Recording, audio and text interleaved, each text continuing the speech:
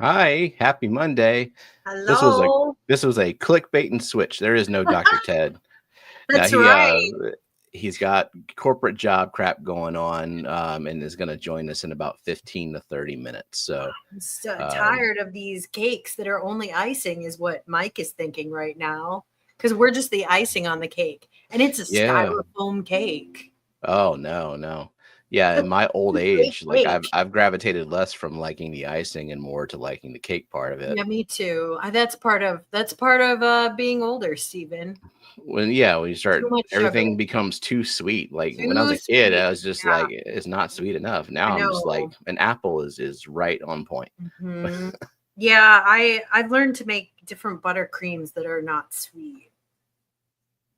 Yeah, there's Hmm. different buttercreams you can make that are better. A So, rhubarb cake. There you go. It's perfect. oh Yeah. god, I love rhubarb. So I made a cake this weekend. I made a blackberry buckle, which is just a kind of like a blackberry coffee cake. Oh, so good. It was a good cake. It's a good cake. No Ted There's a yet. there's a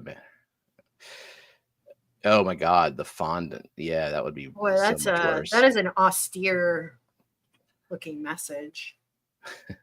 Well, it looks like icing, but is in fact bread dough or something. Something. Yeah. I think it'll be funny if like our numbers just drop down all of a sudden. Well, you have to at least monitor the stream because Dr. Ted will be here.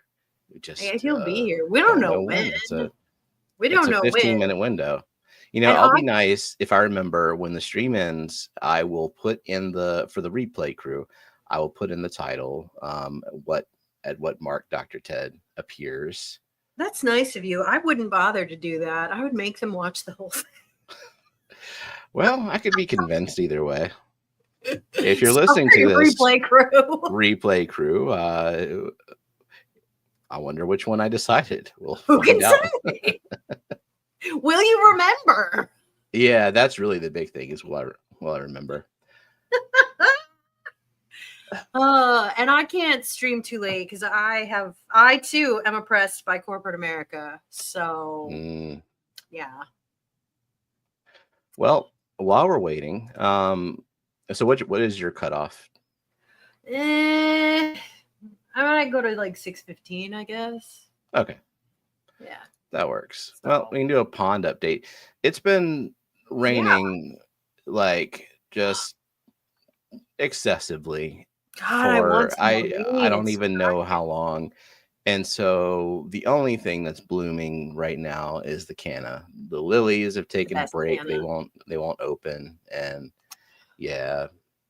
Probably with all the cloudiness, there's no sun. And you have so little sun to begin with. Right. I mean, this one gets some decent direct sun, but yeah, there's no sun. Like we just don't. It's been Yeah. cloud coverage all this time. So I mean, all the non-blooming stuff still doing Yeah. just fine. So with your cannas, whenever their flowers are exhausted and Yeah. they wilt away and they flop down and land in the pond, do you do anything? Like, do you intervene in any way? Do you Yeah, deadhead them? I deadhead them because I think they look better that way. So Yeah. I have clippers and I just clip them off. I mean, not like right away. Always, I don't always get to it right away. Where do Yeah, you that's lop it something I off? Like right, usually right. like right there because it'll keep sending inflorescences Uh, out. So I usually just wear it the petiole right there. I just right there. would Um, I just get cannas all yeah. over my basically bog yard if I let these things drop? No, because I don't think that this. I think the seeds might. I don't think so. I've never seen cannas reseed themselves, but I don't live in your climate, so I can't say. I mean, they are in all your ditches. Uh-huh. And maybe they would reseed themselves, but I would never notice it because of the frost. So I just deadhead them because I think they're ugly to leave them that way, and it puts more energy into blooms and the plant to deadhead them. So I do usually I deadheaded them today. Mine have just started Gotcha. blooming in the past couple of weeks. So Yeah, and as Jenna mentioned, the mosaic after all the rain, it kind of got dunked in the lily took over and the mosaic plants sort of went away. But since the caterpillar decimated this lily, come back so much of it, and now it's coming back. But the lily is also regaining its momentum as well, so it'll be nice. Yeah, I had some lily damage too, but I'm pretty sure it was Japanese beetles, which we have a problem with in the Midwest. I don't have it too bad though. I've only found a few of them, so I don't think the plant was like totally decimated. I think they just munched up one bloom. So, yeah. I mean, that just happens. That's part of Midwestern life. But I do know that like some people can't grow dahlias at all. Like Jody P can't because of Japanese beetles or roses or yellow cannas. Other colors they don't really go for, but they love yellow canna flowers. They like the lighter color. I don't know why that is, but they are disgusting, Japanese beetles. And there's really not a lot you can do for those. I have read that you can apply milky spore in the spring, which is a bacterial treatment to you apply it to your lawn because that attacks the grub stage of Japanese beetles. Yeah, okay. But for me, like my yard is so tiny and my neighbor's yard is right there. So unless like the entire block treated it, it doesn't do me any good because but if you have no borders there. Yeah. Yeah. So there's no point. But like if you have a really big yard like Jody P or even Nancy B, her yard is pretty big. I think that the milky spore is worth trying because it is pet safe. It's a bacterial remedy. And Japanese beetles suck. So for anyone out there suffering, it's something you can try that won't hurt your pets or your fish. But not really a good remedy for me. It can be hard to find pest control with a pond, that's fish safe. Looks good. We got any buds? There were some that were popping up there. Yeah, like there's just one, sun. But they just won't open right now. They will though. You just need a little more sun. We haven't had any rain in a couple of weeks. It's really dry. All the rain just keeps going all around us, and not to us, but there's a lot of chances for rain this week. So hopefully we'll get some. But it's kind of dry here. I'd actually water my dahlias and stuff. But look at the bog filter. It looks great. The mint is just going nuts though. Yeah, like I don't know if I want it here. Maybe I'll try a different kind of mint. They're all that vigorous. Really? Yeah, because I've grown. Are there some that look better than others though? Like no, they taste different though. If you have one you like for culinary purposes, I could send you a lot of mints to try. I grow them in my green stocks.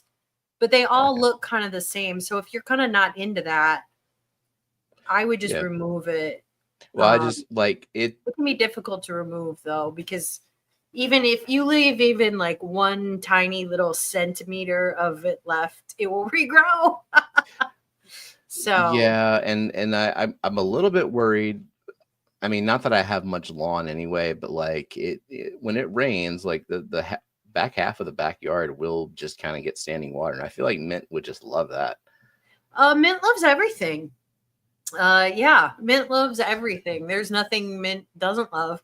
Aquatic mint likes it wetter, but I think it'll still grow on land. I mean, mint is very vigorous, so yeah. I had so many excess cannas. I just like stuck some in the ground behind the pond. Good. And they're blooming too. So I guess cannas, they don't need like super high light to like full sun or this one at least. Some because like when I first built my pond, I had very, very deep shade, super deep shade because there was a magnolia tree right over it. I mean, it got no light at all. And the cannas did not bloom. So, it needs some, but it's getting some. So. I noticed this pothos, I have a bunch of it growing inside. When I put it outside, it started to get the variegation. Oh, yeah. Well, that's because, inside, even in shade, like the sun is more intense than in your house, So yeah, I'm really liking this Yeah. outside, like these leaves on it. Yeah. So Jody says that the rain killed her mint, which is crazy, but she had like 2.5 Really? inches of rain in one go and a lot of wind. Wow. That's crazy. I mean, it might come back, Jody. If there's even a piece of rhizome there, it could come back. Otherwise, we can send you some mint. I mean, yeah. We I can got send you some. You know, we have lots of terrestrial mints. Joe Hanny, that's a new name, I believe. So welcome. Welcome. Tell us big, about your fish. Yeah, and plants. And plants. And your ponds. So Big Steve had a question. Jenna's letting me know. Where is it? Here it is. If using polycarbonate greenhouse panels for lids, do you think the overall thickness matters? The top and bottom layers should still be the same thickness. Only difference is the distance between them. Yeah, I would say so. I mean, it does scatter light. Polycarbonate does scatter light. Yeah, it doesn't. This glass does too. And I would imagine thicker or more distance is going to scatter more.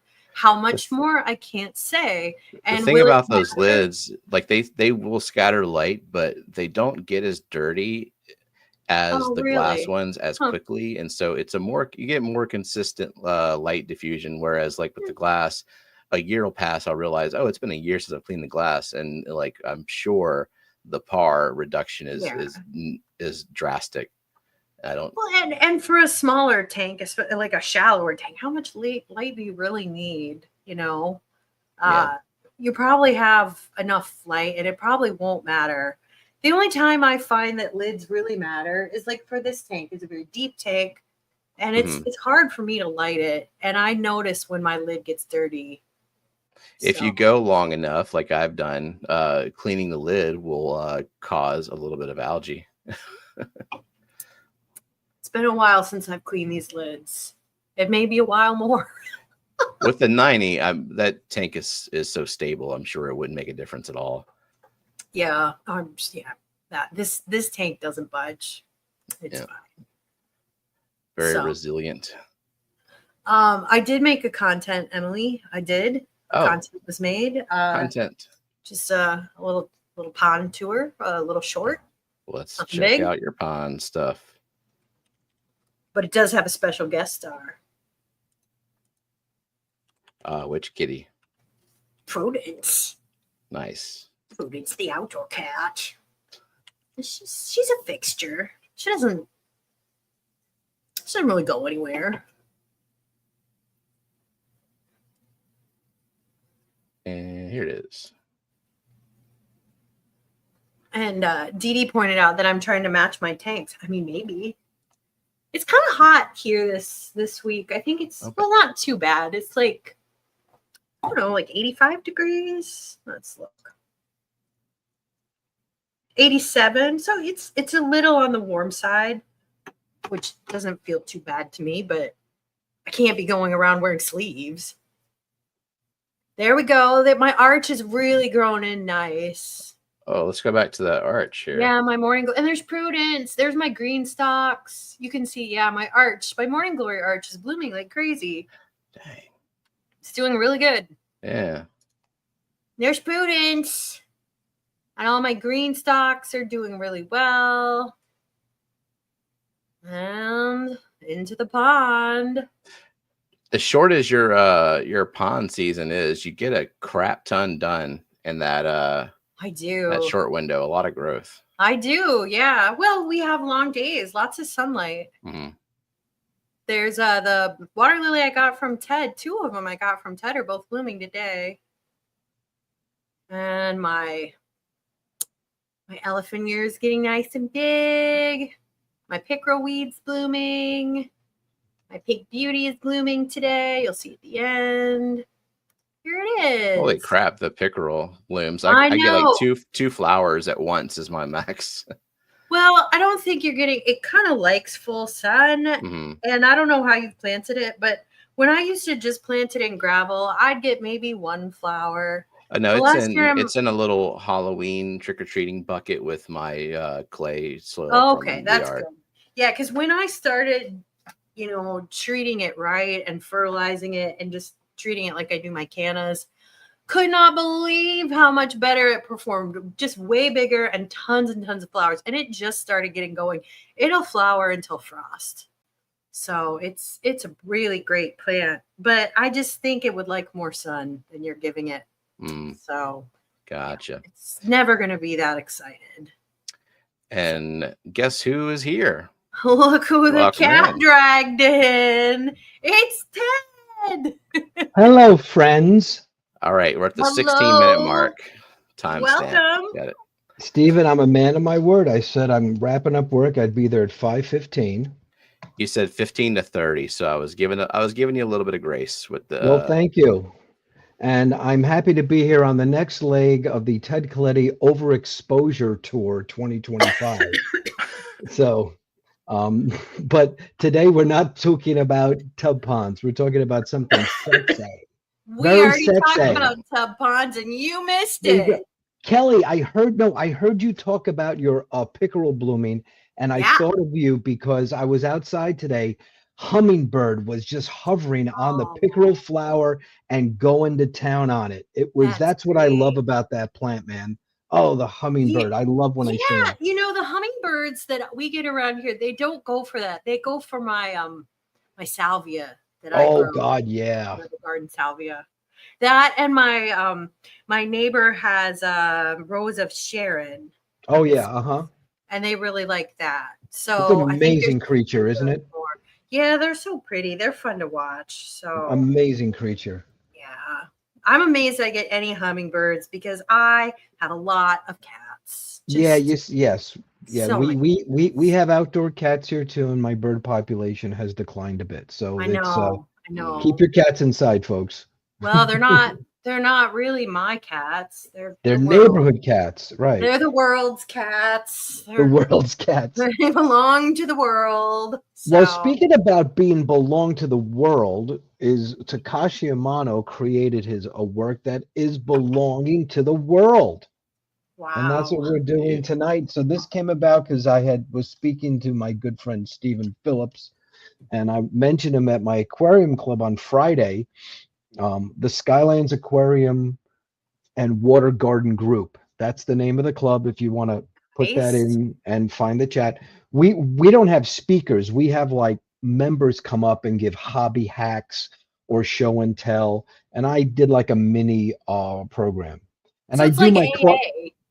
Well, yeah, it's like AA. It's like I'm AA Ted. for fish people. Correct. Hi, Ted. And I actually like it because it makes the club not an entertainment venue. It makes it more of a group and a club. And it's a very tight group, and we sit around tables. And I told Stephen, I gave this talk because I visit. He said, "Oh, can you do that at the Wet Your Plants?" I said, "Sure." Because this is a captive audience who would like this topic. So that's right. It's relevant content. I'm all for that. It is, and it gives you a reason. I never thought I would have any reason to go to Portugal. Nothing wrong with Portugal, but it's not a top destination. But this is the Mecca. This is the pilgrimage. Wow. If you are a planted aquarium or aquascape person, this is your Mecca that you have to visit and check that box. It's a reason to go.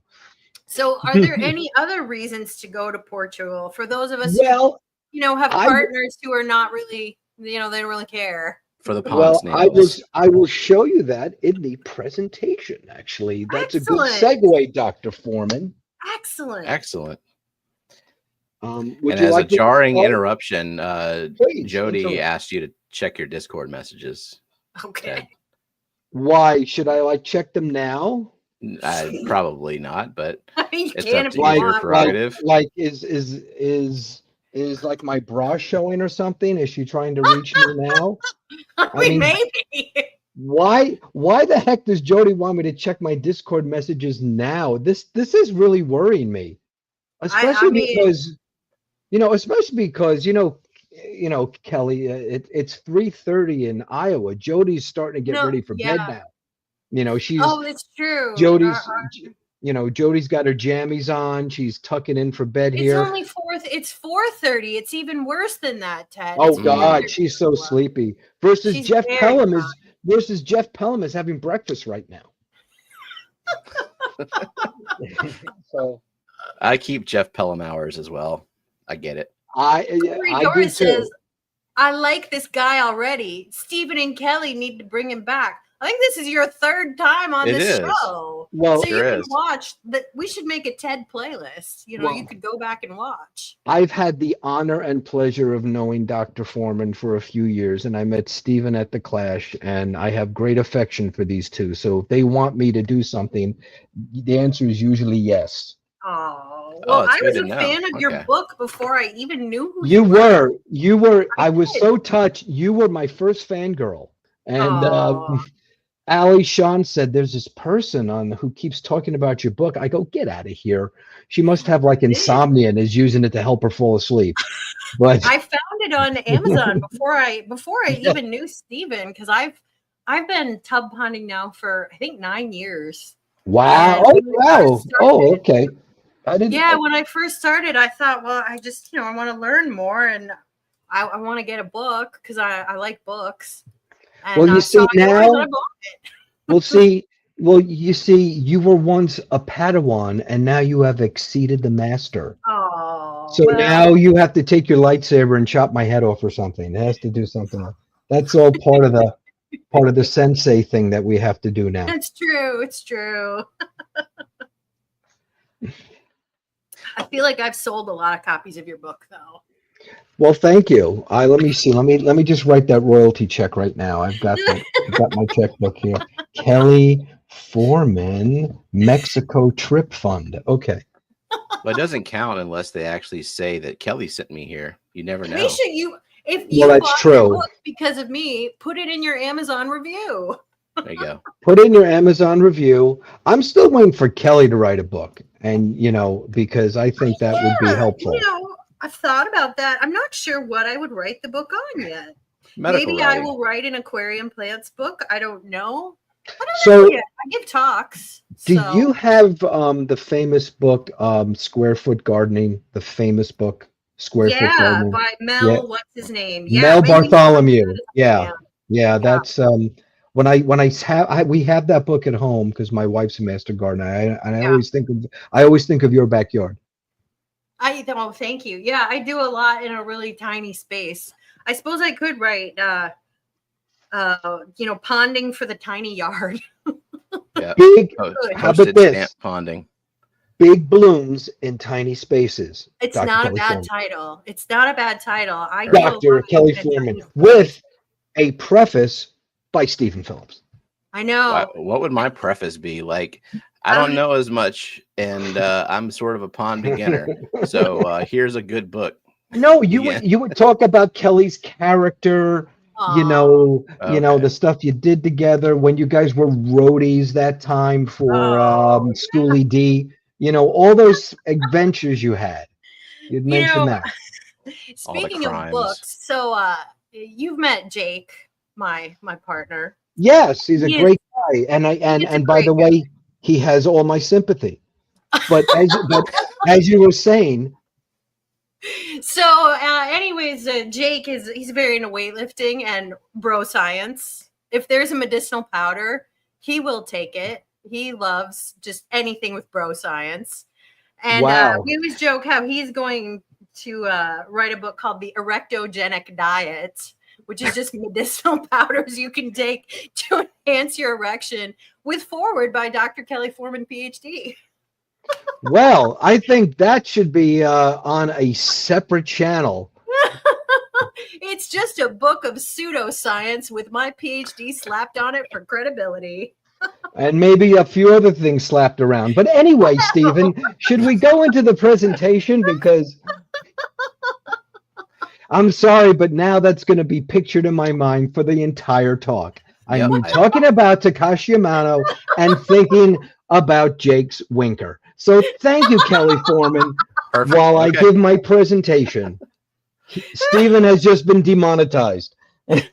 I've I've demonetized said him worse. so many times. I've said worse, and YouTube, whatever. I keep getting money from them. So, Stephen, your language has become saltier and saltier. You know, this is the weird thing that I wanted to point out, but I think Kelley has noticed this too. Most people, Mondays they're like the most cranky, and Fridays are happy. You are just the opposite. You're good on Mondays. By Friday on your other stream, you're F-bombing away. I do. Well, Monday, you're kind of flipped. Most people are it's still in corporate mode on Mondays. True. Yeah. And by Friday, I'm like, it's been the weekend for hours at that point. So what you're saying is that the real Stephen P is just a salty mouthed SOB.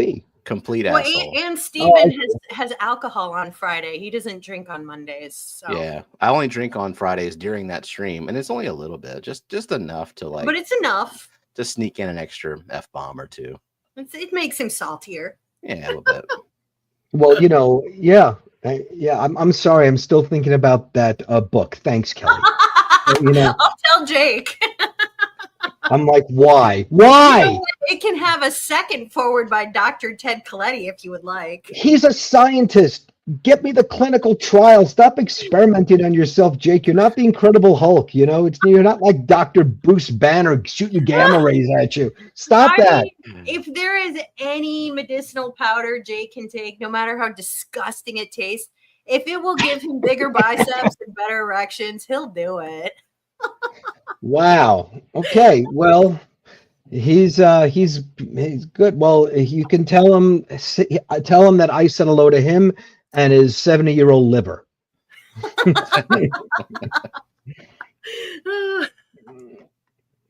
Okay. Oh boy. Too funny. And now when I see him at the Clash, that's the first thing that'll come in my mind. Do I look down at his pants or do I look at his face? Look at his biceps. Proof concept. Oh, no, Kelley, this is going to be fun. I'm going to say, Jake, how are you? Oh, man, you've gotten so skinny. Are you okay? He would be so happy because, middle-aged. Oh, God. I'm like, oh, my God, Jake, your arms are like straws at McDonald's. What happened to you? And then you can sell him some mystery powders. I have this mystery powder. Oh God. I'm going to have so much fun at the Clash with him. Thank you, Kelley. Emily points out, Ted, you mean you're not looking at Whip's signature thong? No, Kelley has the gift coupon to pick that up from Whip at the Clash. Yes, Emily does. It's true. Yeah. The Whip's World signature thong, that's part of his merch. And, we'll make sure that happens one way or another, whether Whip wants to or not. I would love if Whip had a signature thong because Rico Would has it be great? leggings. Have you seen Rico's leggings? No. Does he really have those? So they have Rico's face on them. People wear them the too. nose is right over the crotch region. So he has Rico Lederhosen? Yes, they're yoga pants. They're Rico yoga pants, and Eric Wyrock wears them to the Clash. Well, thanks for putting that image in my mind. So now I have two things that I can't. Thanks, Kelley. Now I have two things I can't unsee while I talk about the world's largest nature aquarium. Perfect. The service I perform. Joe Haney says, I feel like I've been dropped into the wrong stream. I'm sorry, Joe. You're typically a fever dream mixed with some plant talk. And we keep plants. Look, these are real tags. Uh-huh. You really shouldn't have Kelley and I together on the same stream because it's just like, Stephen's like, I work with children. He's like, oh, I don't mind. Oh, well. Stephen's children are really well behaved, though, unlike us. Well, because they're raised by Jenna. It's true. They're the most polite children on. They are. They really are. Oh, does thong mean the same thing here in the UK? So I know in Australia, thong only refers to flip-flop shoes. The beach sandals. Yeah. Thong, and it used to mean that when I was a kid, it meant flip-flops. But now thong means the butt flossing undergarment. So there you go. I like cross-cultural exchange. So now that we've covered every private part, There we go. I promised the 15 to 30 minute mark. We're at the 30-minute mark. So, so would you like me to share my screen? probably. Yes. Do so. Probably. Stephen's like, please share your screen, please. How does this you look, stole my guys? thumbnail. I Oh. stole your thumbnail because, Love and it. you used the photo that I sent you last night, which is a photo that I took. It's a circle of stealing. It's a circle of sharing. Oh, that's better. It's circle of sharing. So thank you, Kelley and Stephen, for letting me give this short program on the pilgrimage that I took very serendipitously to the world's largest nature aquarium. So what I thought I'd do, and I asked Stephen and he approved, give you a little background first, because I am, in addition to the pond guy, in addition to an old plant guy, not as good as you guys, but a former CO2 guy. I'm also the founder of the Aquarium Hobby Historical Society back in 2002, and we meet on Facebook as a group. So I'm going to throw a little perspective on aquarium plant history to bring us to this moment in Portugal with the ultimate in the planted aquarium. How does that sound? Fabulous. All right. So anyone out there, if you're going to watch this, I'm going to tell you what I told my club members on Friday. Try to put this on a big screen, biggest screen you have, in a dark room, because I want to try to get you to kind of feel what I felt. And there is sound on this as well. It's not going to be exactly it, but it'll get you closer to what we're experiencing. So I'm going to start here, and I will do the next slide. Come on, do the next slide. Do the next slide. Okay, next slide. So let's start a little history here in the US, where when we started keeping plants in aquariums, it goes back to the earliest days. The American aquarium hobbies found in the mid 1800s from a man in Cincinnati, Ohio, Hugo Mullert, who the plant Mullerti, I forget which Ludwigia Mullerti was named after him. He introduced the paradise fish. Yeah, he was the father of the American aquarium hobby. And the aquarium started as a goldfish hobby and native plants. And then after World War I, the Germans began keeping tropical fish, and the toy fish craze hit the United States. From 1917 to 37, there were radio programs, newspaper columns, books galore. Everyone was keeping this toy fish craze. This is a fish show in the late 1920s in Newark. It was so big it was held at an aircraft hangar. And the banquet was attended by the governor and the state senators. In New York City, Greater City had a fish show. 100,000 people came to see it. This is how crazy it was. And if you kept an aquarium back in the day, you kept plants. This is the oldest color photo of a planted aquarium. This was taken in the Edison labs in the late 20s when color film was first being created. The amount of light they had to put over this tank, they probably fried these angelfish. Now, what's interesting about this is that angels back in the 20s were like discus when they were first introduced. They would jump out of the tank. They were so hard to breed. So the fact that you have a pair of angels and their babies shows you that people were really getting into breeding fish and how to do it back then. And you kept what's called a balanced aquarium. You kept plants, created oxygen. They didn't understand the biological bacteria. They didn't know about the nitrogen cycle. They just knew when you kept plants, you could keep more fish and the water was cleaner. It was called the balanced aquarium. And you'd go into a pet shop and they go, well, if you have these many fish, you need these many plants, right? So different plants were coming in around the same time. Think of this. Think of going to your pet shop and every week there'd be a new fish that you've never seen before and maybe a new plant coming in. Because remember, it wasn't World War II yet. They were bringing things in from ships everywhere. Trade was opening up. So this was taken, this is an old color film, and you can see it almost looks like painting. But then in 1937, the Second Great Depression hit. Things got really bad, and a lot of people were keeping fish to make extra money when the stock market crash happened. People would have breeding facilities in their garages selling fish. Well, that was a boom and bust cycle. So and then the second Great Depression happened, less money for fish. People were out of work, so people were at home keeping more fish. But then the war came. Every aquarium club in the country shut down, with the exception of one or two. The Greater City Aquarium Society in Queens, which is still operating, it's the longest operating club, and perhaps also the San Francisco Club. Every other club that tells you they're 100 years old is BSing you. They all shut down because of the war effort. And we lost all this knowledge. We lost all this knowledge. We lost all these plant species.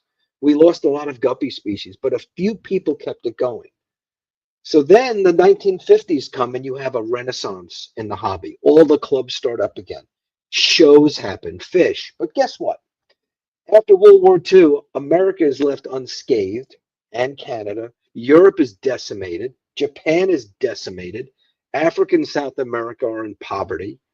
So what happens? The U.S. changes their war effort to a consumer culture and starts making plastic plants and plastic ornaments and multicolored gravel.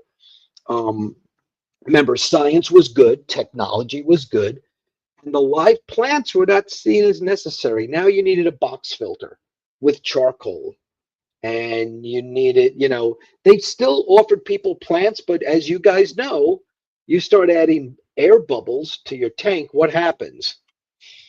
The CO2 starts to get blown off, right? So it became harder to keep plants. They started adding minerals to municipal tap waters because of the pipes. Became harder to keep plants again. And when I started the hobby in '84, this is what an aquascape tank was supposed to look like. And that's what my tank looked like. I started in probably about '84. I would have been a little kid, but and Kelley, as kids, we love this, right? This was fun. But from a planted standpoint, there weren't many options anymore. But something was happening. In Europe, they didn't have a lot of disposable income. People were poor up until the early 70s, working hard. They kept the plant hobby going and created the Dutch and Leiden style, as we used to call it, aquarium. They said, why don't we put CO2 in the water and see what happens? And lo and behold, they created tanks, as you know, the Dutch style. There's not really hardscape. It's sort of Kelley's backyard underwater, right? A lot of beautiful colors and textures. No plan. So what's the true story of the discovery of CO2 injection? Like there's the old myth of Amano spilling his tonic water. No, this is pre-Amano. This is the 1950s. Right. In the late 50s, 60s in Germany and in the Holland, which is why it's called the Dutch style, they began experimenting with this. Yeah. And then, the folks in Tropica found out, and lo and behold, but again, in America, we only saw this in a book published by TFH. It was happening in Europe because it was cheaper, right? They didn't buy stuff, and they said, wow, this is great, and different colors and textures. I don't know about you guys, but I find myself keeping more of these Dutch style aquariums simply because I don't have room for hardscape with all the plants that I want to keep, and I hate netting out fish when there's hardscape.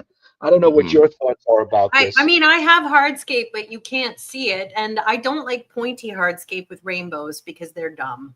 And about 98% plants, 2% hardscape. So these are, and the first ones happened, believe it or not, we think the first Dutch style aquarium appeared in the US in the early 70s with the mother of a member of my club. She went over to Germany in the early 70s and saw Duplo, which is still around. They were the ones who said, let's start marketing CO2 systems and halogen lighting and all these other things. And she brought that equipment back and set up a CO2 tank in the early 70s. She may have been the first American to do it, but it was not catching on. The African cichlid hobby was like the craze, which means your aquascape is PVC piping. My grandfather was quite the African cichlid breeder in Iowa. Oh, okay. 100 tanks at one point. Yep, it was Iowa huge yeah. craze. Iowa has rock hard water, very, very high KH. Oh, it's perfect then. pH. So growing plants is really difficult, even with CO2. So. Right. Whereas in Europe, they don't harden the water as much. Yeah. But you know, the Germans started the tropical fish hobby. They kept it going, and this is what we had. So this was 50s and 60s, right? Finally, they translated. This is a book I got, The Optimum Aquarium. This was the groundbreaking book. This was translated from the German by that company. And, you know, it had the famous chart that we all know where it's pH on the x-axis and CO2 on the other. Yes, I'm sorry, KH and CO2. Yeah. And, you know, you can check. So this was first published in that book. Yeah. Soon after this book was published, the Aquatic Gardens Association happened. And if I can just give a quick plug, the Aquatic Garden Association is a wonderful organization. I spoke there last April in North Carolina. They have their convention every 2 years. And I tell you, what a nice group of people, really chill. Everyone's friendly. They have workshops where they have mentors come and help you aquascape the tank that they give you, that you sign up for, all the plants you pick from the table, and the speaker program. Eric Olson, who started the first aquarium website ever. I believe I started the second back in the 90s. Was it the Crib? The Crib. Yeah. It was the first I remember that. He's still there. He's the AV guy. He has he takes the speakers, puts a multi-camera shoot with automatic zoom in a control panel, mics everything, creates a video where he integrates the PowerPoint with the multi-camera shoot. If someone asks a question from the audience, he zooms in on them, super HD, and you get all these presentations. You can watch them if you're a member. Oh, wow. You can watch all the old talks. That alone is worth the price of admission, but the journal is top shelf. So that's my little plug for them. But they came about soon after this book was published. They'll be in Sacramento next year, and Jen and I are going to try to make it out there. Nice. You were in Chicago 4 years ago, but I was aquascaping at Aquashella like 2 weeks later. Right. So I couldn't do both. It was too much. Well, they are a very friendly group and a very nice. And you know, they usually have an excursion on the first day to some type of botanic garden with like a backstage tour, which is really, really nice. So then after that all happens, we have the master, Takashi Amano in Japan, late 80s. He invents the modern aquascaping. So Takashi Amano, this is him when he was older. He was a champion cyclist. Okay, we have bad thunderstorms coming. I hope I don't lose power. Oh, geez. But so cross your fingers, guys. He was a champion cyclist and a award-winning photographer. So he would cycle around Japan and the world and take landscape pictures. And because it's Japan where they do Zen gardening, if you ever see a Japanese backyard garden, it's not just plants, which is an English style like Kelley and I do.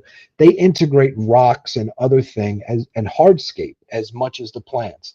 And you all know about bonsai. He said, why don't I transfer those methods into an aquarium? No one's done this. And he wanted to create the photographs that he took around the world of these landscapes that he loved.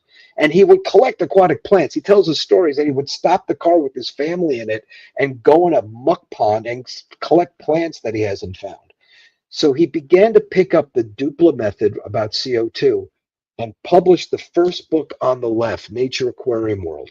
He then published 2 more. These are coffee table size books that are gorgeous. They're mostly all color photos.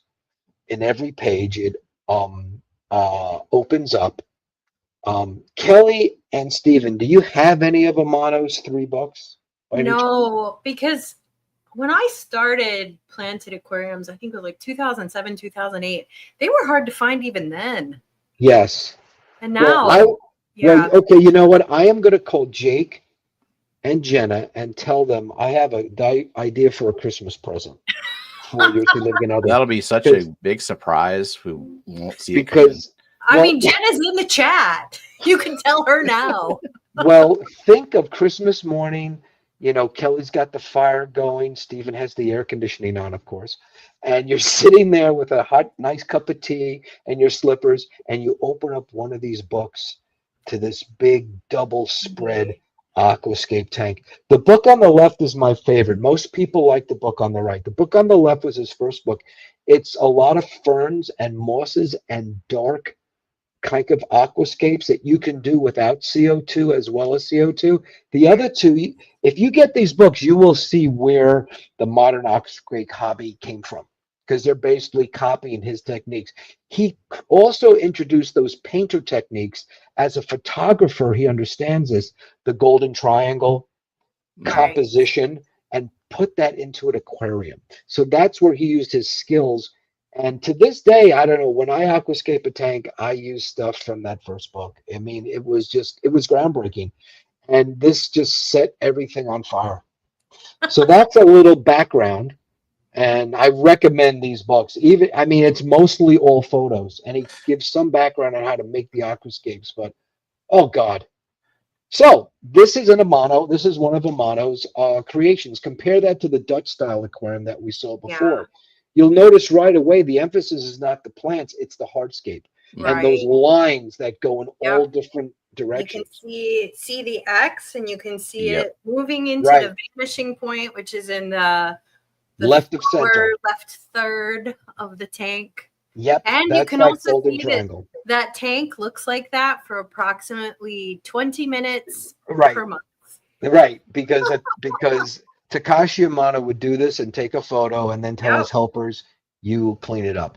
But in Japan, they are meticulous. So the Japanese will keep these tanks going as just part of their, as part of their philosophy. And it would just be one tank, right? Right. Because it's not multi-tank syndrome when you are maintaining. The Japanese don't. Yeah, the Japanese don't have the big ugly McMansions like in the U.S. Well, yeah, they have very smaller homes, very small or apartments, right? So this is how to add a lot of bigness to a small space, right? That's what.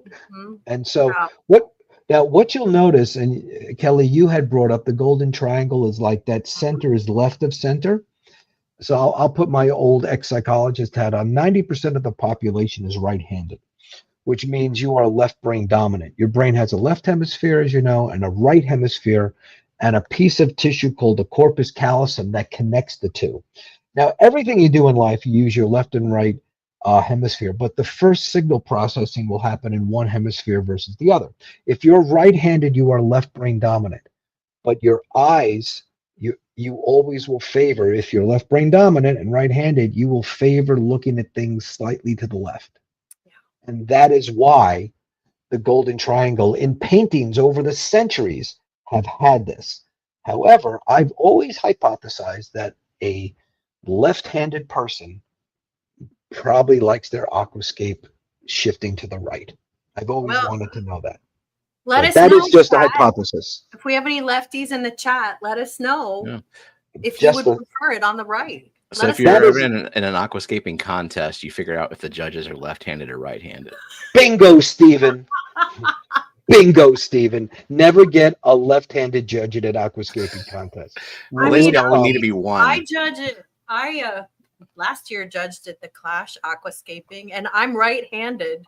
For anyone in the chat, I'll probably end up doing it again. So if that helps you decide your scape, now you have a leg up by watching this stream. Now you have a leg up.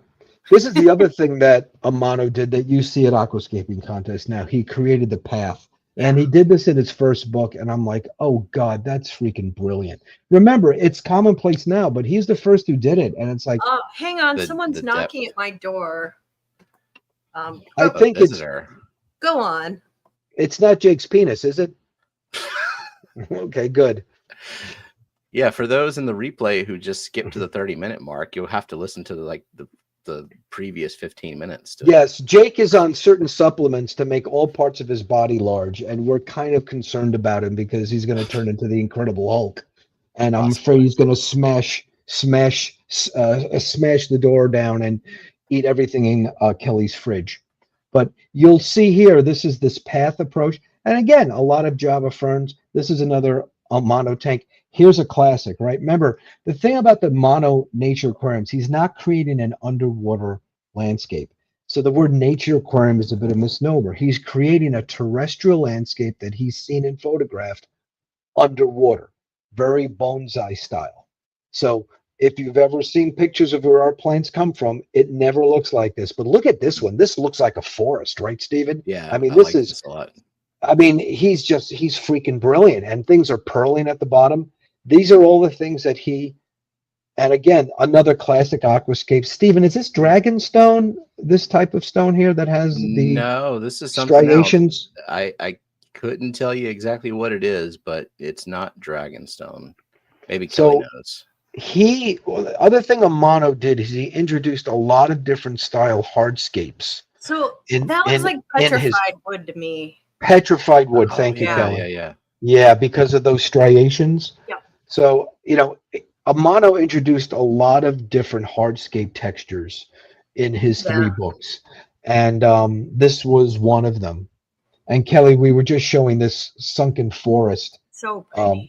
It's just he's just brilliant. And you have to put if you could go back. So the thing about that's really innovative is notice how he puts thicker pieces in the front. Yeah, the depth. Thinner pieces in the back, and that gives it the illusion of depth. Thank you. And I'm so glad you said that, Kelly, because when we get to the Portugal thing, exactly what he did, because I'm so glad you brought that up, because I forgot that point. Our intuition is when we build, a standard landscape in the garden, well, okay, the big stuff goes in the back and the little spiller plants go in the front. And Amano flip, and even in the Dutch, even in the Dutch style aquariums, that's what they do. Tall plants in the back and foreground plants in the front. He said, no, I'm going to use an old painter's technique and a photographer's technique, big stuff in the front. So this is what a photograph looks like. So when you're building your aquascape now, think of it that way. Put the big stuff in the front and the little stuff angling in the back to give a sense of depth. Yeah, like with Dutch style. This was never done before. You can use stems that all kind of get the same height if you don't maintain it, but like you use the stuff with the bigger leaves in the front, and then you use like the rotalas and the right. And that's why aquascapers love rotalas and pogos and stuff like that in the back. Yeah.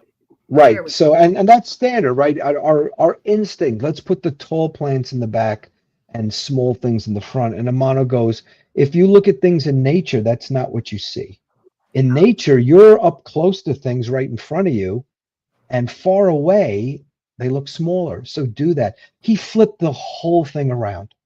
And again, painters have been doing this since Michelangelo's days. This is, or Da Vinci, but he put it in the aquarium. And this is why it was so brilliant. And thank you for bringing that up, Kelly. Here's another one, of course, that whole we talked about. I'm going the opposite direction, but who cares? This is just eye candy for the soul. Yeah. Here's another classic. Here's an easy tank for people to do. You'd make everything just coming from one side over. Again, that golden triangle. Yeah. A lot of ferns and a lot of hardscape. And, I did a tank like this in the 90s with just Java fern and Java moss at the bottom with harlequins. It looked great. It looked so much better than what they were telling me to do, And that's what this tank looked like before I decided I just want to like this. Yeah. It was like, this hardscape is in the way. It's in the way of my goal of just well, I will tell you, these are a bitch to net the fish out. These are not hard places with where this is not places where you will be ripping some nets. But again, easy. Again, this is something that he pioneered. Again, those angled lines coming up. I don't know about you guys. I remember going to the pet shop and spending 3 hours picking out 3 pieces of driftwood once, right? That's what we do as aquascapers, right? Yeah. Looking for those perfect pieces. Well, that's what Amano taught us. Yeah. He also then later on in like his 3rd book started coming up with this empty space, this kind of Scotland. I always think of Scotland, Kelly, The when Iwagumi style, what it's called. Yeah, Yeah, the This is Iwagumi. Yeah. yeah. With, you know, again, the rocks are angled from the left up to the right corner. So he kept evolving as he kept, and then other people started taking from him and doing things too. And again, a classic bonsai approach, right? Little Where he took stick, trees. he used some. He also discovered different mosses and introduced them to the hobby as well. And then, you know, Tropica picked up on this and started producing more. So there was a whole commercial industry started when he. So again, I'm trying to just show the evolution of how the planted hobby have come about and how we lead to now. So here we are.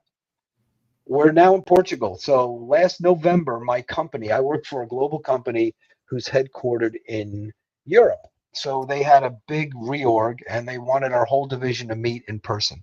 So they found a location that would be both less expensive to go to, Portugal, and also an easier flight from New York, or New Jersey, where our U.S. headquarters is, and all over Europe, where people in Europe can take the train to get there. So they checked Lisbon, and where we are is right. This is the westernmost part of Europe, closest to North America, and that little tip right there. In purple right above the pin is where I'm standing right now. And that's of course, it's a big tourist spot, and with two of my colleagues. Lisbon, you know, it's a simple city. It's Neolithic. I mean, that's how far back it goes. I mean, they have Neolithic primitive man sites there. The Romans had a major city there. And then, of course, you know, Portugal was one of the places that helped discover the New World. You know, Brazil, Portugal is the main language, Portuguese. But what they're known for in Lisbon is tile. And they put the tile on the street. Thank God it didn't rain. I would have slipped on my ass. I don't know how these people do it. With tile everywhere for centuries, you get a frost. I don't know how many emergency rooms they have. But it's crazy, but it's beautiful. And the food is very basic, right? But very fresh.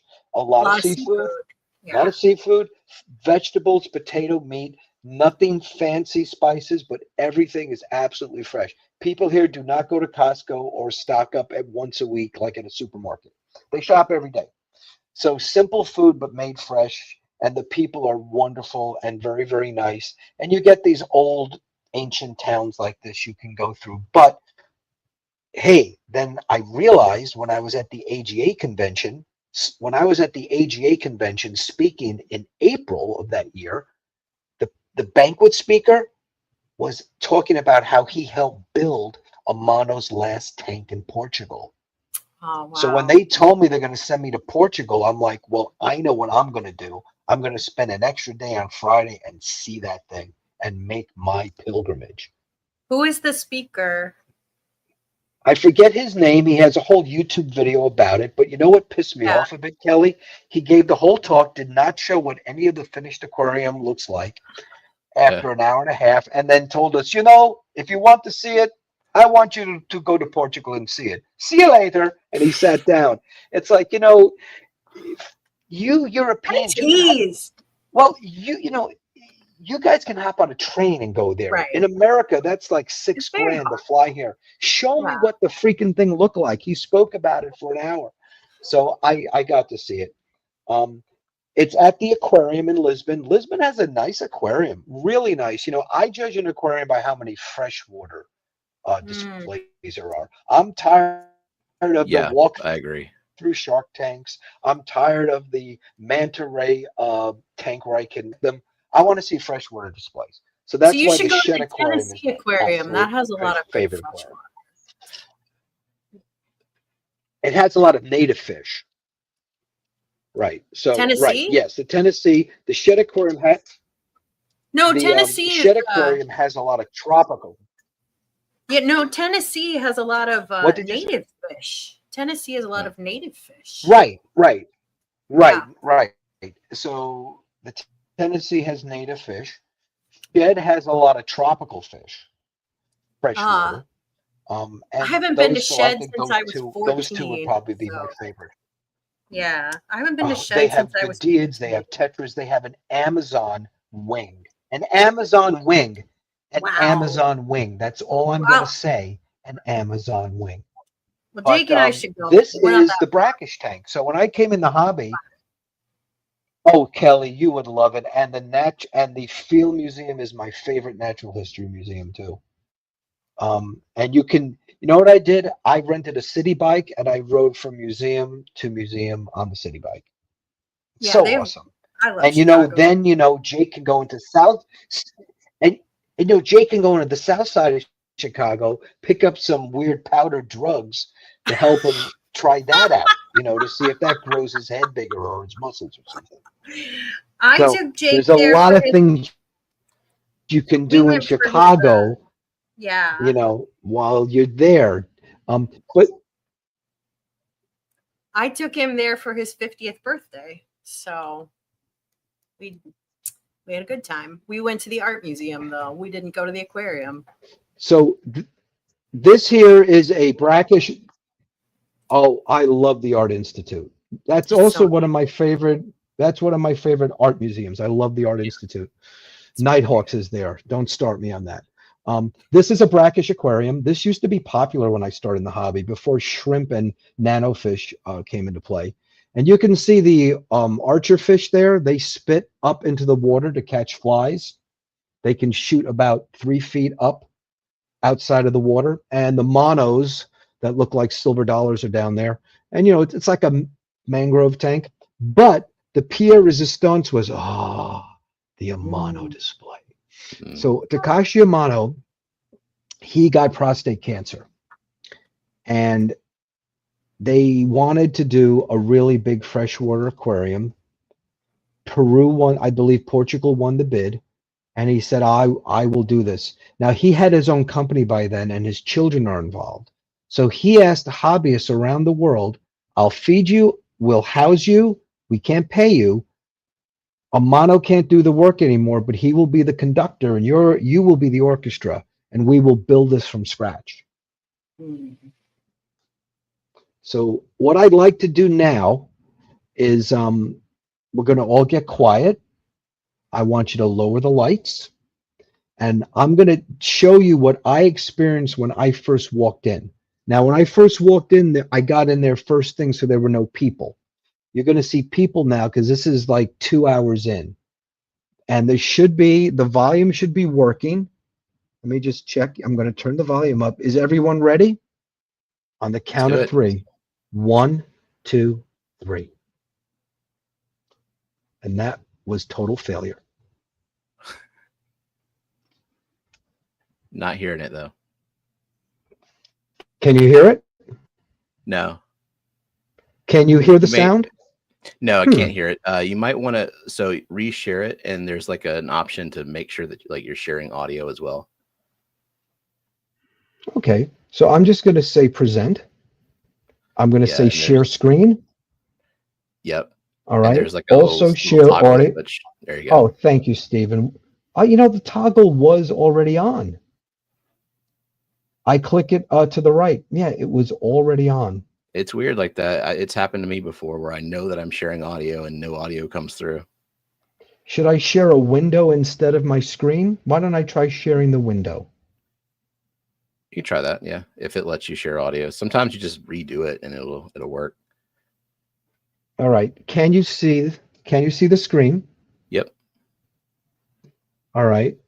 We're about to walk in. Stephen, just tell me if you can hear the sound. Let's.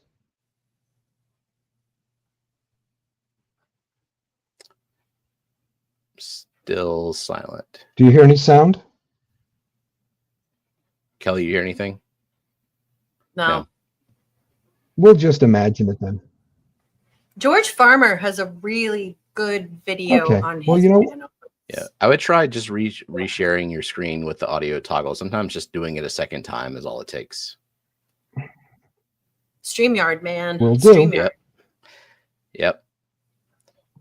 Look. StreamYard double the price. You got it now? No improvements. Oh, here we go. There's a little unmute screen. Okay. All right. You guys ready? Here we go again. We're all right. Go. Third time is a charm. We're gonna walk in. There it is. We can hear it.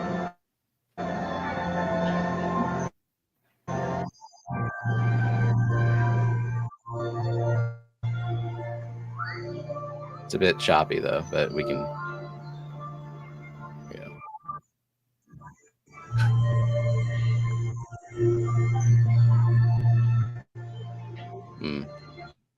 Yeah, it's like, at least on my end, it's freezing a little bit. Yeah, like, it's on mine too.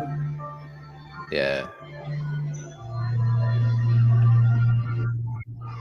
Might be the storms coming through, messing with your internet. That's true. Your internet might be not so great. All right, now it's moving. There we go. Wow.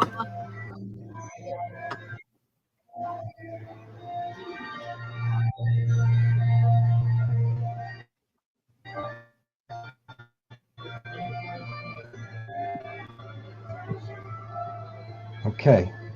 It's like a slideshow, basically, but we can you guys can hear me, right? Yes. Yeah, we can hear you.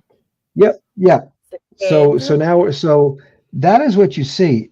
Think of a deep bass note throughout that music when you walk in, and there's mist in the air, and you're hit with that in 3 dimensions. You only see it in only 2 dimensions, but you're hit with that, and as you walk in, you're seeing the fish swim, and the waves moving, and that sound going right through you. It was like, oh God, my heart sank. And when you go there in the morning when no one's there, so you can look. So how this tank is done, what's neat about this tank is that you'll approach the glass, you'll look at something. And this is the brilliance of Takashi Amano. I'll move 6 feet to the left, look at the same scene, and see something different. Wow. He made it so wherever you stand, you see something interesting, different, yet it all blends together. And this tank is deep. This is like 12 feet deep. Wow. So it's hard for me to really express. Here's a close-up of one of the islands. And you can see what he's done here. He's done a lot of his classic aquascapes. He's put them in sections. But the brilliance of this man, he found a way to tie them all together. I still just amazes me. Well, he was meticulous with this. And you can see what he did here. There was a wave machine moving here. So this water lily is fluttering just right. And the lighting is done specifically. So what's the shape of it? Is it like an L shape or a horseshoe shape? It is a L-shaped, yes. It's L-shaped. The entire room is the size of a full basketball court. Wow. So now, is here this he is. still up?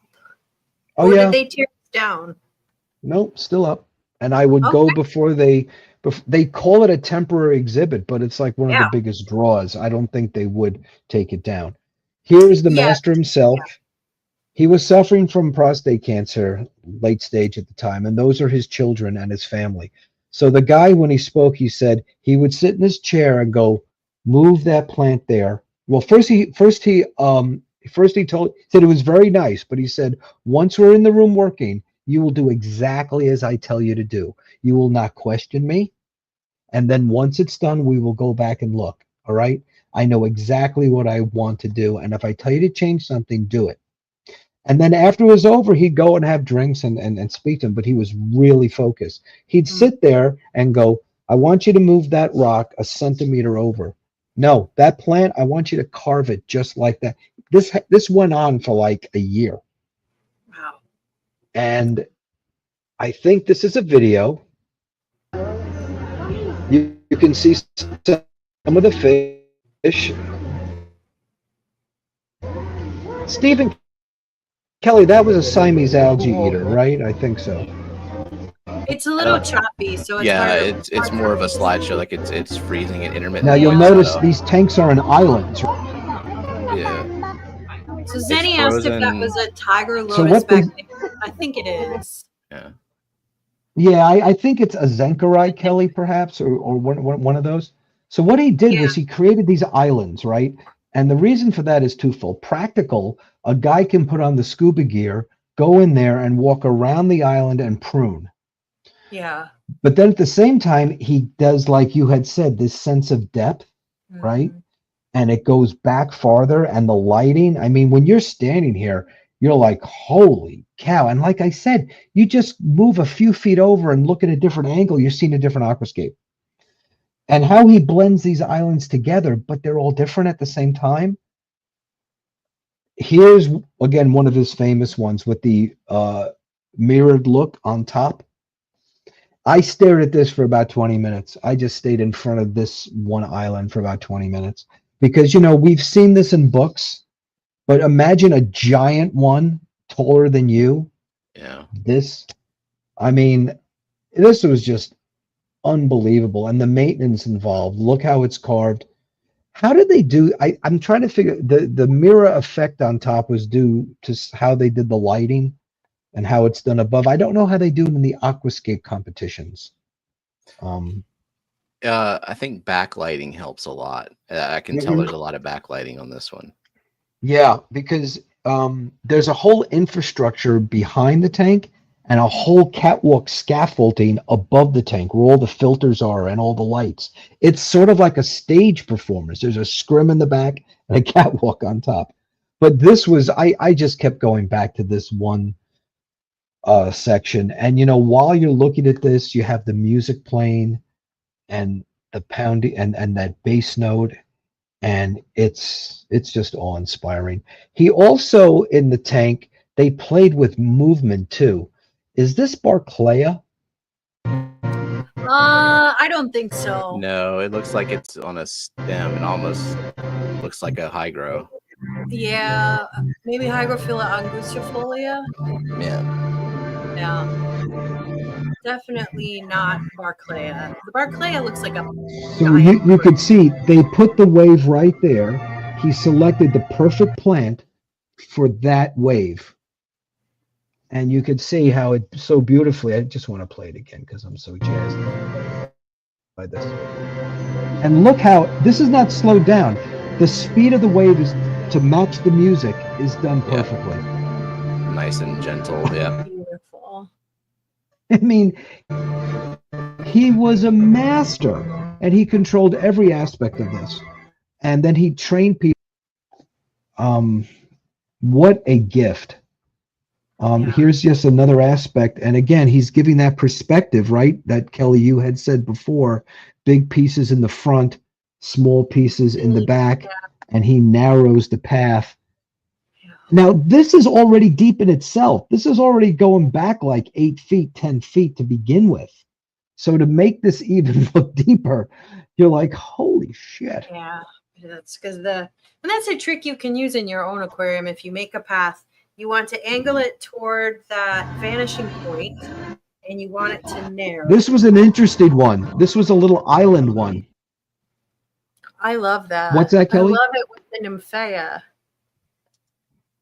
What? Yeah. No, I was just wanting you to finish your thought. Oh, I said I love that one. I love it with the Nymphea. Oh yeah, let's actually go back to that. This is an interesting one. This is one of his few centerpiece ones. But you're right, Kelley. And you know what was interesting?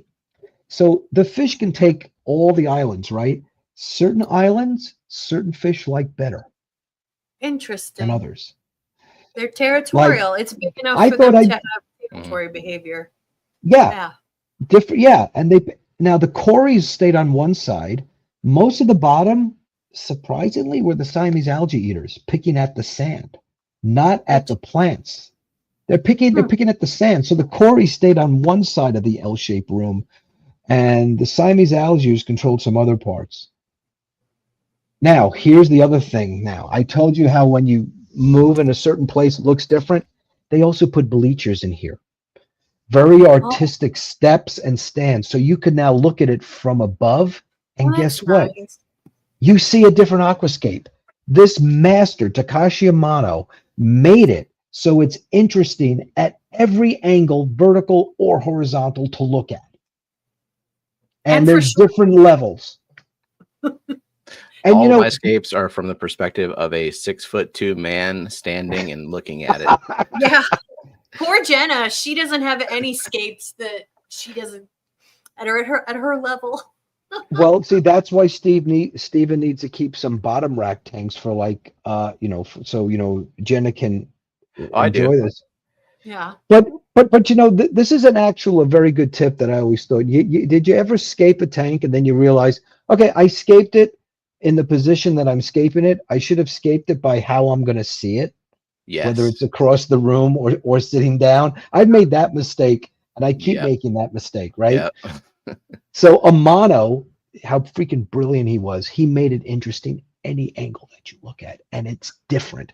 This looked completely different if I was standing, not completely different if I was standing where those two people are. I see a section. Going back, you see the whole gestalt of how he blends it together, and you can choose different heights to stand on.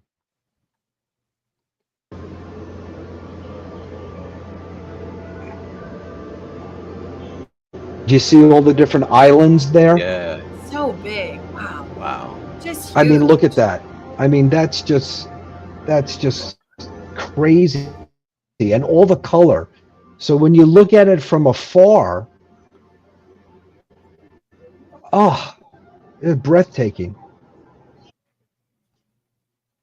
Did that video play? Yeah, most of it. Like it's just a little slow and choppy, but we got to actually see the whole pan around of it. So maybe you can put this up on your We're going to channel show it again. Yeah, you could, if you could upload it to your channel, then people Yeah. will I have see a the whole.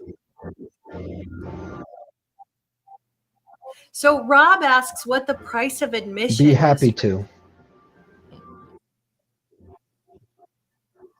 You're a little delayed. Oh, Ted. well, unlike American aquariums, which are privately owned, this is unlike American aquariums, which are privately owned.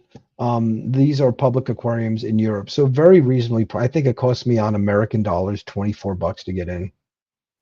I mean, that's crazy, right? And if I go to the New York Aquarium, it's like $50, and the cafe was reasonable too.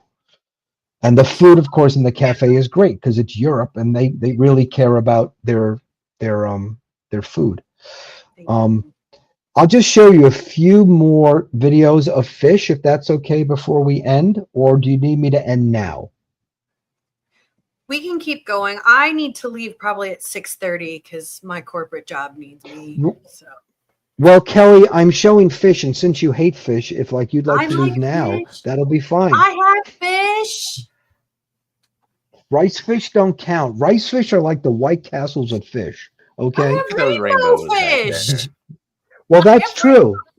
You do have rainbow fish, and I'll keep bugging you to put a piece of water hyacinth into that tank and put it out to your tubs and raise some babies. It's so easy. Just throw a mop in the tank, Kelly, and put it outside this summer. You crazy cat lady. Be a fish breeder. It's so easy to do. I breed rice fish. There you go.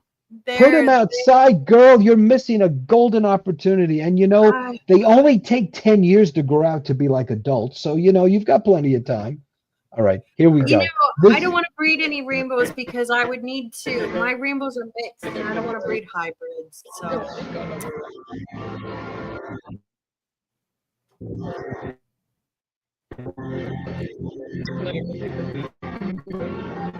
Kind of freezing up. Yeah, I think whenever the video plays, like Ted gets delayed in the video. Like it's just, I think the internet just can't keep up with it. It's too much. Can you guys hear me? Yes. Yes. Okay. So basically the point is the diversity of fish in here was kind of crazy too.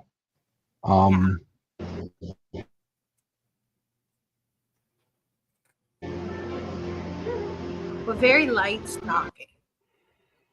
See if I can get another one here.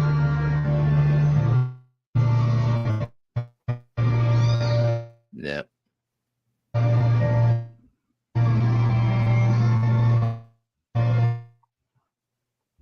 Yeah, it got frozen on one scene. Yep. There we go. Now see angelfish.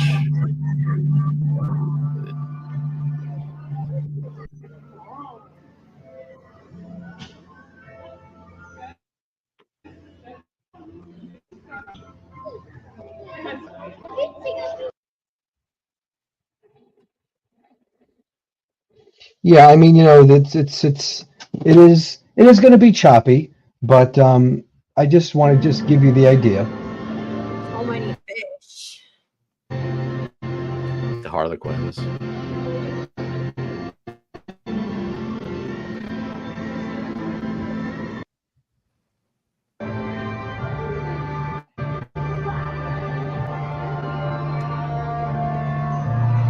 That's right, Brian. You're breeding all of my rainbow fish for me. I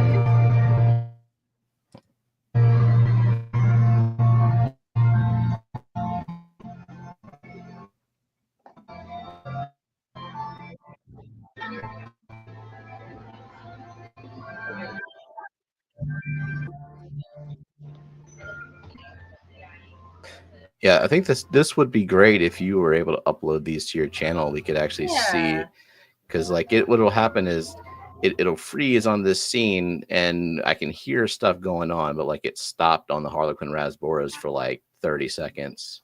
and maybe a mod can drop a link to Ted's channel for him. Yeah, I mean, When subscribe to it. I mean, it's not perfect, but I think you guys still get the idea of Yeah. what we're trying to what we're trying to show. So it's a mixture of some still video and other things there.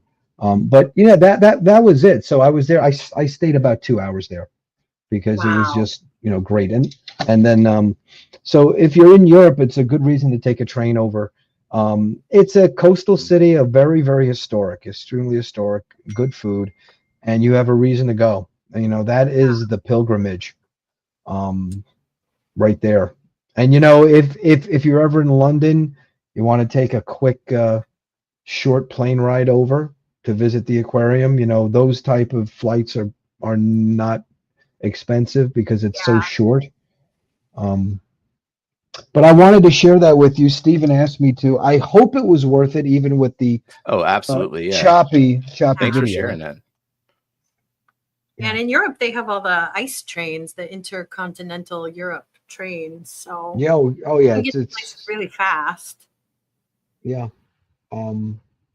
So that was it. It was just inspiring. And when I saw that, I'm like, I got to up my game at home. I just have to, there's all these little techniques that you can do that aren't hard to do. Like Kelley, when you had mentioned putting the nymphea as a centerpiece, right? Mm-hmm. There's just a little technique to try. Yeah. And the little things like, giving a sense of depth by putting the larger pieces in front, creating the path, the golden triangle. And, Amano just upped his game there. So he built this, and he passed away about less than a year after that. Yeah. Just what a legacy that man left, Oh, yeah. What a legacy. And he has a competition he founded. Yep. Someone in the chat will tell me what the competition is called because I can never remember it. Is it IAPLC? Yes, IAPLC. Thank you. So that's a very famous competition. Or some and order then of his those letters. company is ADA, Aqua Design Amano, which makes very high-end equipment and all sorts of things. It's kind of hard to find in the United States, but yeah, if Aqua Forest Amano, I think out of San Francisco, sells it. Right. It's very good quality. It is expensive, but it is good quality. Yeah. So yeah, he left quite a legacy. Yeah, and I think his children run the company now. Yeah. I will show those videos.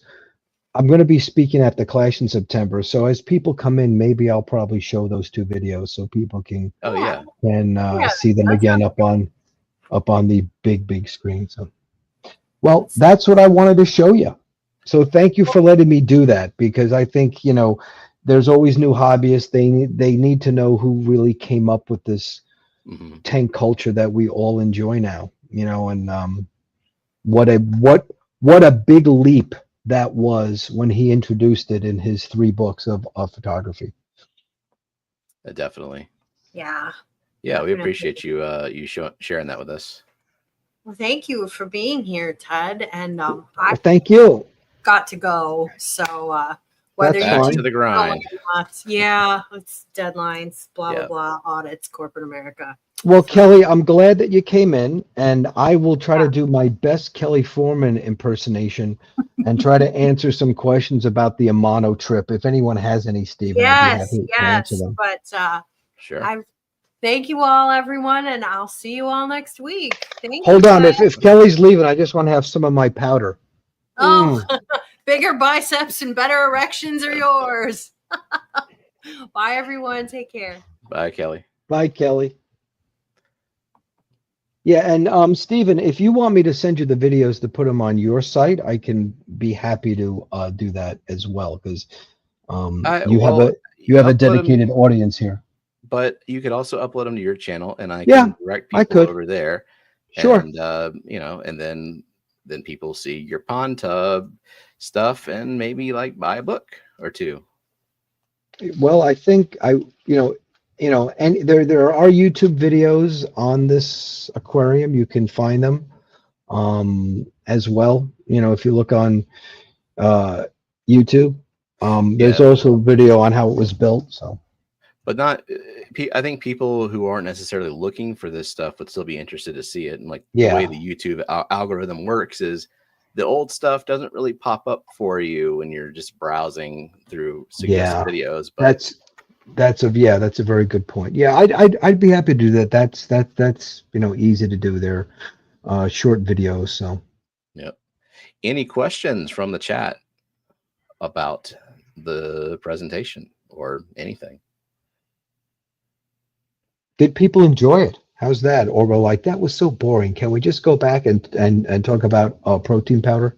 Judging from the numbers, nobody. I mean, we've stayed steady in the 60s, so 60 people watching. So good. I think people stuck around. Maybe they fell asleep. I don't know.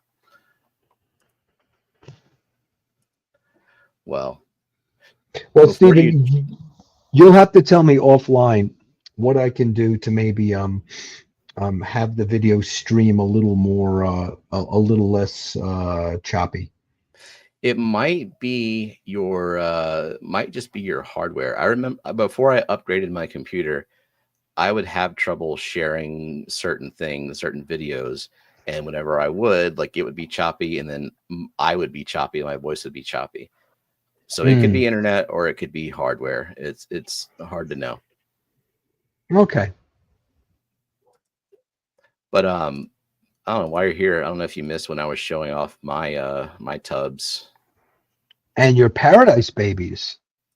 I can't get a good photo of them because they just zip away as soon as I shine the light on them. But they're there. Oh, is that the Longwood Garden cannas? It's whatever Kelley sent me. Yes, that is Longwood Gardens in Pennsylvania, which has the best aquatic center. If you're into this stuff, they created the Longwood hybrids. They crossed the South American aquatic canna, the only kind, with garden cannas, and created those. I think that is Erebus, and it's one of my favorites. And you have so many flowers on that. Oh my God, Stephen! Yeah, it's doing pretty well, even with all like that. All the cloud cover. It's been raining like for the last month, it feels like. Well, they love the heat. And did you plant that in a solid pot with fertilizer, or is it growing? Yeah, same kind of pot as the lilies are in. Yeah, so yes, so that's why. That's fabulous, and it's huge. That's glorious. I've always had trouble overwintering them because I think I'm just not storing the tuber correctly. I have to find a way to store. I used to store them using my cold moist storage method, and they kind of rotted on me. I have to find a way to store the tubers. I have the luxury of just leaving this as it is all year round and then letting it all just come back. Damn it snowed this winter too. It snows maybe every 5 to 10 years. And we got to. Damn you, Stephen. Damn you. Damn you. Oh, I think that will be your signature thriller plant. You know that there's 4 different Longwood hybrids. There's a yellow one called Ra, after the sun god Ra. There's a red one. There's a salmon colored one that you have there, and there's a peach one. And if you go to Longwood Gardens website, they'll tell you the history of them. Oh, cool. And yeah, I had so many of the cannas that I just kind of tossed some in the yard behind this pond, and yeah, they going fine. So do you have to water them when they're in the ground there?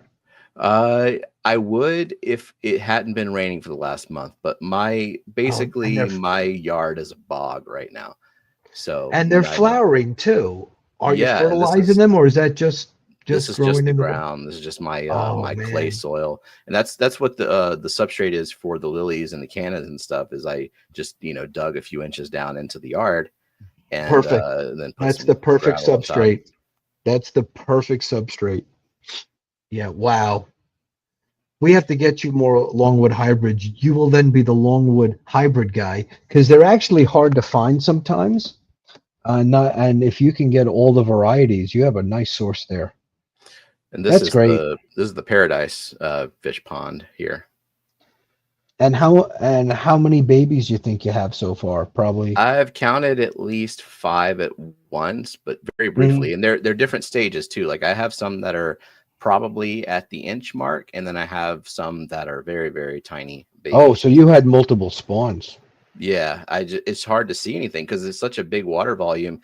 They have occupied every corner or every side of this pond. They built there. Because I think I tried to send you 2 males and 3 females. They were hard to sex because they were young. But if that happened, then yeah, you have multiple females and probably 1 male. But with a tub that size, they probably have 2 in there. I have at least 2 males. I see them chasing each other all the time. Yeah, they're great. Oh, sparring. Like when they're in an aquarium, Stephen, and they spar, the finnage just gets like peacocks. I have a video of that somewhere. They're great indoors if you can put a bunch of males in a tank and spread out the aggression. If you just have 2, it's problematic, but I overwinter them and they're all shoved into 55 and it's great. Oh, and wasn't that funny when I did my first live feed? You had commented, has the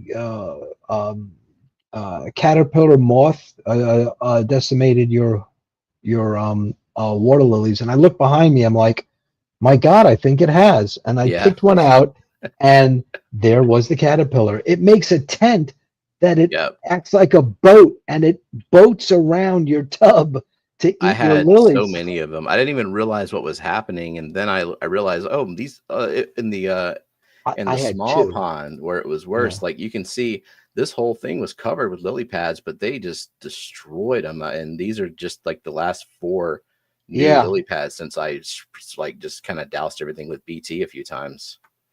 You know what I just did? I just cut away all the pads and the stems, and I'm just going to let it regrow, because without that, or they're just so destroyed, and the plant's just using up unnecessary energy with those broken leaves. Yeah, I'm still figuring out what I'm like. This is pretty crowded. I'm figuring out what I'm going to crowded. It looks not crowded. It looks great. You have all these nice spiller plants. You have the creeping Jenny there. I love that. Actually, I mean, just walking up to something like that is just great. I enjoy it. It gets me outside. Like otherwise, it's just miserable to be outside. So it works. That's great. Well, so I haven't seen any questions come through. Have you ever kept goldfish? I think there was a question from Dade. Yeah. Asking you, what size tank for 1 fancy goldfish and nearite snails? A tank or a tub? He's saying tank. I'm not a goldfish tank guy. I keep goldfish in a 35-gallon patio pond. Oh, it's pouring rain here now. Wow. Sorry. That is sunk in the ground in the shade. And I do that because the water's cooler. Goldfish are big-bodied fish. They need more oxygen, and they like cooler water. And that's where I keep them during the summer, my little goldfish pond. And then in the winter, I bring them inside in a 55-gallon, and I'll keep like 4, big, medium-sized goldfish in there.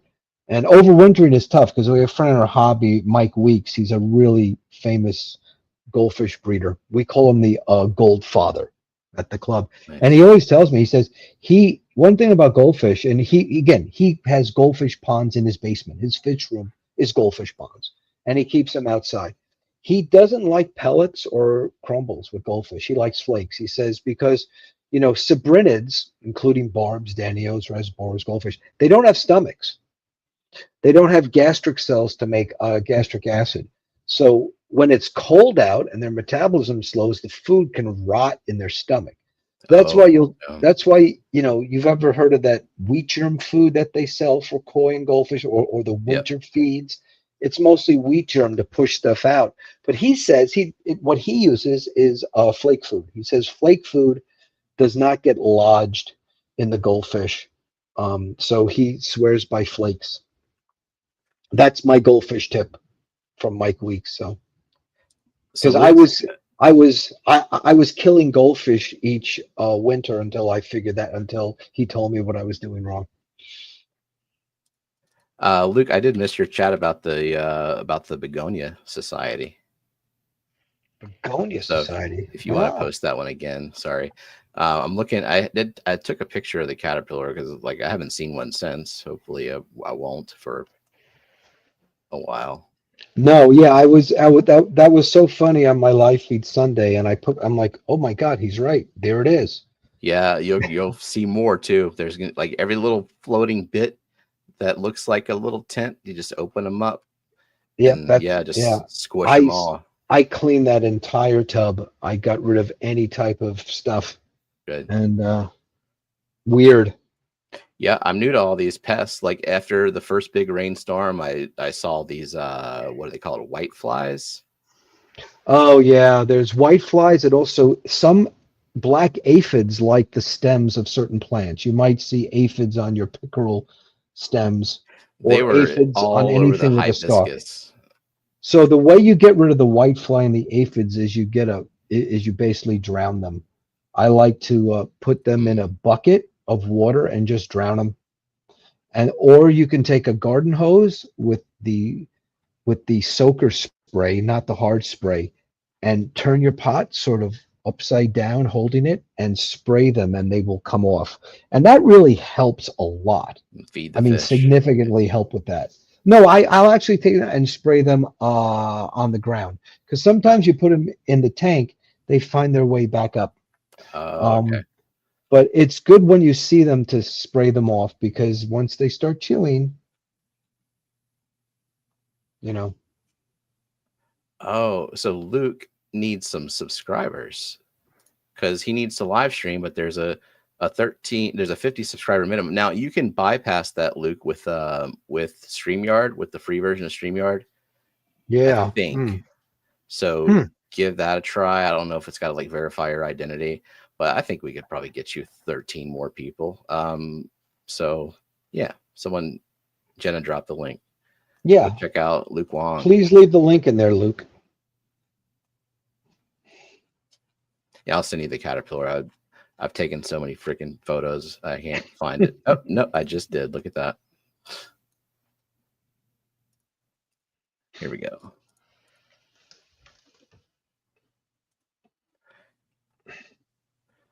So yeah, that's what I was dealing with. Just a whole bunch of those. Oh my God. This evil. I'm moving you to my bigger screen here. So my camera. So when I look at the screen, I'm looking at the camera. Yeah, that's exactly what I saw. They make their little boats and they swim around the tub looking for the next leaf. Mm-hmm. I only found 2 of them. Yeah, but it was so funny. I'm like, oh my God, this is the first time that I've had them, Stephen. So there must be and you and I are on opposite ends of the country here from north and south, but there must be an infestation because they are an invasive species. So. And just like that, Luke is at 50. Awesome. Look at that. The power of Fishfam. Exactly. Let's see. Mandarin Gobi was asking, Dr. Ted, did you ever have problems with dragonfly nymphs and birds eating? Yeah. Fish? I spoke about that on the live feed on Sunday, and I showed you the product that I use. So You know what, dragonflies are weird. There's different kinds. Most of them take 2 years to grow in your tub. So if I'm keeping tubs and I empty them out each year, it's not really a problem. Chattanooga Ed and I have both found that they're not really, I mean, because your fry are spawning so much, the little dragonfly larvae are really eating the mosquito larvae and other thing before they're going after your fry. I've had tons of fry in a tub with tons of dragonfly larvae. But if you are concerned, or if you have a pond that sticks around more than a year, Dimolin was the product that used to be used. It's a chitin inhibitor. In other words, it softens the exoskeleton of the animal because the animals are continually molting till they get bigger and bigger. So Microbe Lift makes a lice and anchorworm control, and that's a product that I discovered that does control to an extent both mosquitoes and insect larvae and other insect larvae. It's a chitin inhibitor. It's not going to get rid of them all because they're always, hatching new ones, but it does help, if that bothers you. If you have some fry, I really want to make sure I get fry in this tub. I only have one season to do it. You can try some of that. It hasn't hurt my Daphnia population or my seed shrimp population much either. It's really no effect on your fish. If anything, it'll get rid of some lice and some anchorworm, which is not a bad thing. I think the bigger problem in ponds is hydra. And I think really, yeah, they're so small. I probably never even notice them. No, you probably don't even notice them. Rosario Lacorte taught me that they come in on the water hyacinth. So when you buy pond plants or you get anything from nature in the pond, he always told me disinfect them first. So I use goat dewormer or fenbendazole or cat and dog dewormer. In a 5-gallon bucket. And just soak them. Give a high dose and soak them. That's, I think, the bigger concern, right? Because then they come back in the house. And planaria. Planaria come in as well from plants in garden centers. They will also decimate a flock of eggs much more than dragonfly larvae. So, fenbendazole works against them too, or flubendazole. I keep that Panicure on hand. For the Panicure. But what I said on Sunday, I like to do like a midsummer sweep of my tubs. I get my Laguna pond net. I take out all the plants. I really like that net. If you want to find it in the chat, it's the Laguna Pond hand net. It's got a solid aluminum handle, and it's about this big. And you can sweep quickly. If you ever try to use an aquarium net in a pond, it's bending and breaking, and it's too small. You can sweep through this thing quickly, and you can scoop up your tadpoles, your dragonfly larvae. Your fry usually go through the holes, and you could then clean up the tub a bit. You can get rid of some excess algae that way too. It's nice to do a midsummer sweep because then you also say, okay, this tub has fry. This tub doesn't. Maybe I'll try a different fish, right? If you're into fish breeding. Is that one? No, not that one. That is the collapsible one. Right. Okay. This is called the Laguna. It's going to be so that's a skimmer. This is the hand net or pond net. And if you go to Webb's Water Garden online, that would be good. Webb's is the place I recommend people go. Webb's Water Gardens. They have the best prices. And if you buy during the off season, it's crazy. If you sign up, you get 10% off and then you earn points. Yeah, there's the 10%. So if you just type in like Laguna or Pond Net, they're always, I don't know how this place makes any money, frankly, Stephen. There it is. Laguna rubberized, not the small one. Scroll down a little bit. There it is, right there, Stephen, on the all the way, and it's out of stock as I keep talking about it. Son of a bitch. But it's usually out of stock because the season is high now. But that's it. If you click on that net, let me tell you, I have 5 of those, Stephen. I have one in the fish room because it's great for getting fish that are fast because it has such a low drag. and the way it's angled, and it's black, so they can't really see it. You know, I always love a black net when I collect fish. I have one in the basement fish room, one upstairs, one downstairs. I love that net. My fish club is ad nauseum how much I talk about the Laguna Pond net. Now this is interesting. I did what you said. Just I got a dowel and put a what is brush that? on the end of it. But yeah, I saw this Laguna's got an algae rake. That's the first time. This is something new. Add this to your stick. Put that on the other end, one end of the stick. You know, that would be cool. If it doesn't shred my water lilies, that could get in between the plants nicely. I think I just found a Christmas present for Veronica to give me, Stephen, for the man who has everything. For the fish nerd who has everything, Stephen. The Laguna algae rake, ladies and gentlemen. That's cool. Looks like it would be effective. I mean, a brush also is pretty effective, and like the wooden dowel, like you said, I just do the twirling around and twirl around, because nothing sticks to hair algae better than other hair algae. Mm-hmm. Yeah. That's an interesting product. Yeah. Cool. And Jenna just posted a link to Webs. Well, thank you, Jenna. Good to hear from you. And Stephen, you know, I have to speak to you and Jenna about the unofficial, unauthorized Keystone Clash 5-year Scotty commemorative T-shirts with the 2 throwback shirts. Do you have ideas?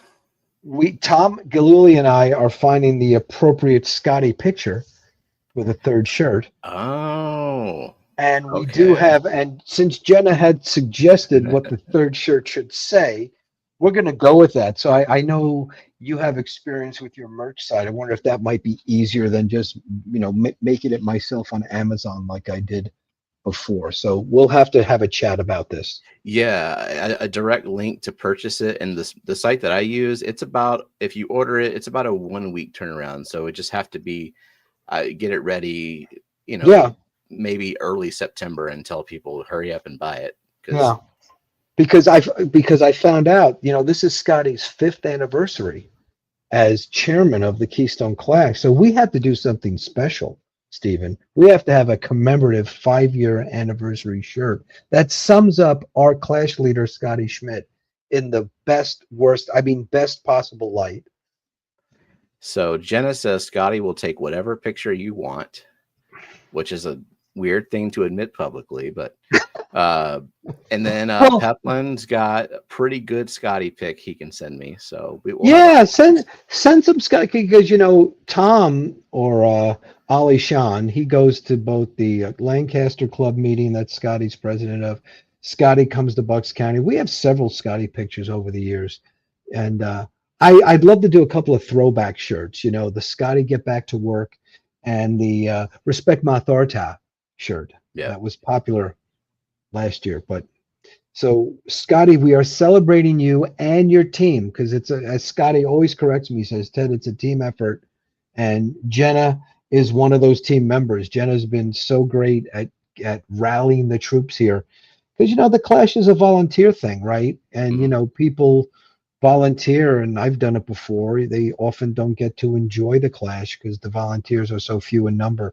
So as Jenna and you, Stephen, very wisely have pointed out, even if you can spare just, you know, a half hour, or just say, hey, I've got nothing to do before the next speaker. Can I do something for you? Right? Yeah. Just show up and sign up. Somebody will put you to work. Yeah. Yeah. And because that's what makes the Clash great. It's sort of a community event. Yeah. There's always something like even like just manning the registration table is just a sit down, pretty easy job. Yes. Can you go get the people at the table coffee or something to drink because they're sitting there? Just ask. True. And I think the most, you know, there have been times that I've found myself dehydrated because I forgot to drink something. Tell me about it. Yeah. Water everywhere, and you know, I haven't drank anything. Yep. Exactly. And we should have a good time. Susie Q is streaming again. She had a tragedy in her family, Q Aquatics. She's on the Fishfam family. She had a terrible tragedy in her family, and she's back again. She did her first stream on Sunday.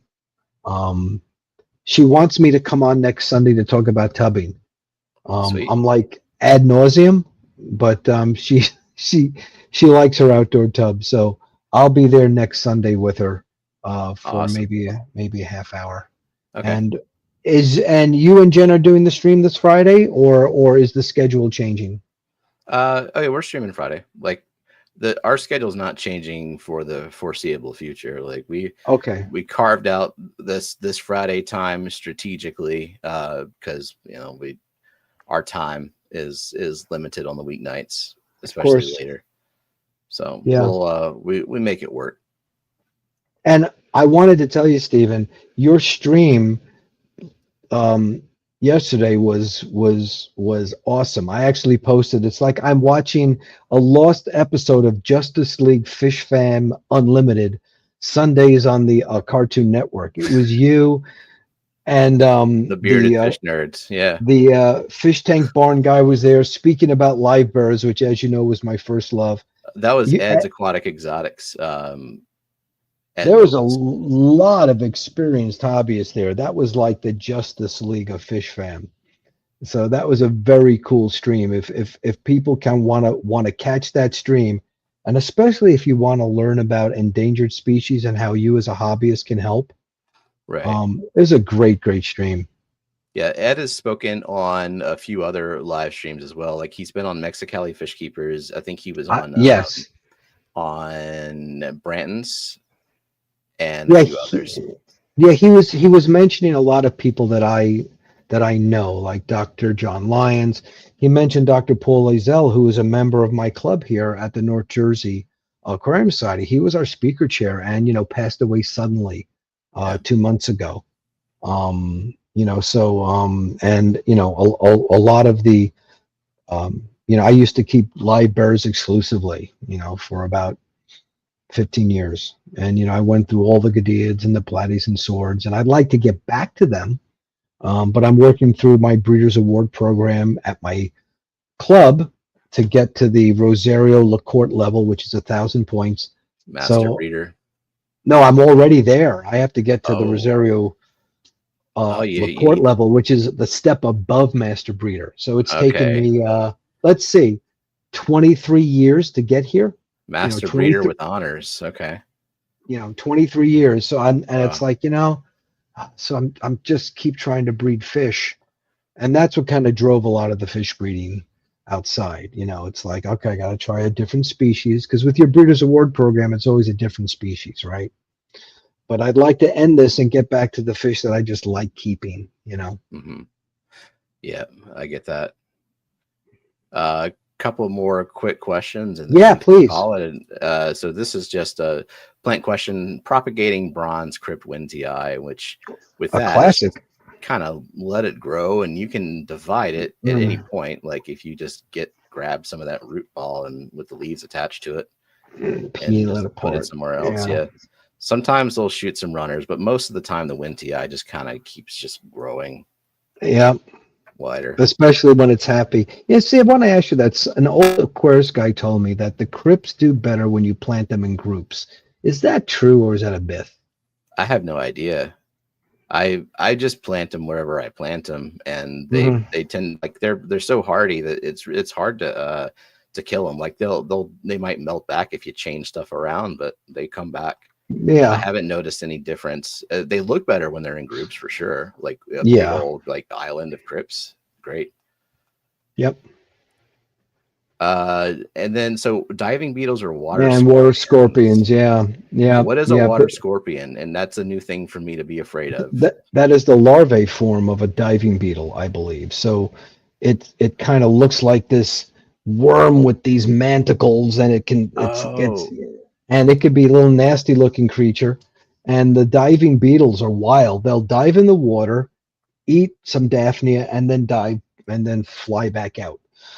So again, that's where I use some of the lice and anchorworm control, a chitin inhibitor, if this is a concern for you. If you have fish in there that you're really worried about.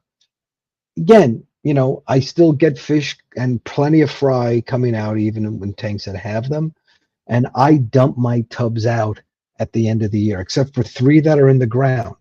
So the ones that are in the ground have to be nuked. There's one right there. Yep. Yep, I had a bunch of these. I went out at night. This was in April. I went out at night with a flashlight and a net and probably took 100 of these out. So that probably one that was hatched last year and stayed in. The pond is new. I set it up in like March or April. So there was a wow, that's right. It's underneath an oak tree. Maybe they just fell. Your season starts earlier because I forgot you're in the deep south. So those diving beetles came early, laid their eggs. Those things grow fast. I don't know what their life cycle is, how long they stay underwater in that phase. You see that tip at the end of their body? I believe that has to be above the water to get in some air. Oh. Well, if I'm not mistaken. They look like pure I might be evil. wrong. There is an insect larvae that does that. I evicted them. The metamorphosis is crazy. Yeah. But you know, if you look at like a mosquito larvae close up, it looks pretty evil too. Here we go. One of the many questions that you missed in your stream yesterday. Zen Ginger. Would burying a 50 to 100 foot hose with a pump in a trench like a natural chiller help if I can't actually fully dig out a pond? Well, let's see. I had a similar situation, Steve. Remember when I buried that hooker about 12 years ago and I had to dig that trench? Okay, I'm sorry. But we had a similar situation. With like a natural chill, again, trust the thermocline and remember you're keeping tropical fish. They're used to hot temperatures. If you have that 150-gallon tub, to Stephen's point on my live stream yesterday, don't put it in southern exposure, right, Stephen? You said put it on another side of the house. Yeah, she said like she has limited space to work with, so like the north side is basically the neighbor's yard. So okay, I'm if you want to keep it a little cooler, you can half bury that 150. That'll cool it even more. That will cool it even more because the ground is sort of an insulator. I don't think you need a chiller. Remember, we're keeping tropical fish that are from equatorial regions, and they're tiny. They don't take a lot of oxygen, so the oxygen depletion in the warm water is not going to do it. Have faith in your fish. Get some cheapo tropical fish from Petco or PetSmart, and try them out. This pond right here is on the south side. Like go ahead. Yeah, perfect. And you're in a warm climate. Tons of shade. Like you grow these big ass cannas, you got these leaves shading it, and then you have the lilies shading it. Just fill the whole thing with plant matter, and that helps a lot. Have faith in your fish and purpose with your plants. And that'll be our closing sentiment, Stephen, today. Agreed. All right. Thanks for joining us, Ted. Thanks for staying. Thank you for letting me share about Takashi Amano's final work and his legacy. Awesome. Well, thank you, everybody. See y'all on Friday night then. See you Friday night. Thanks, Stephen. Bye, Jenna. Bye.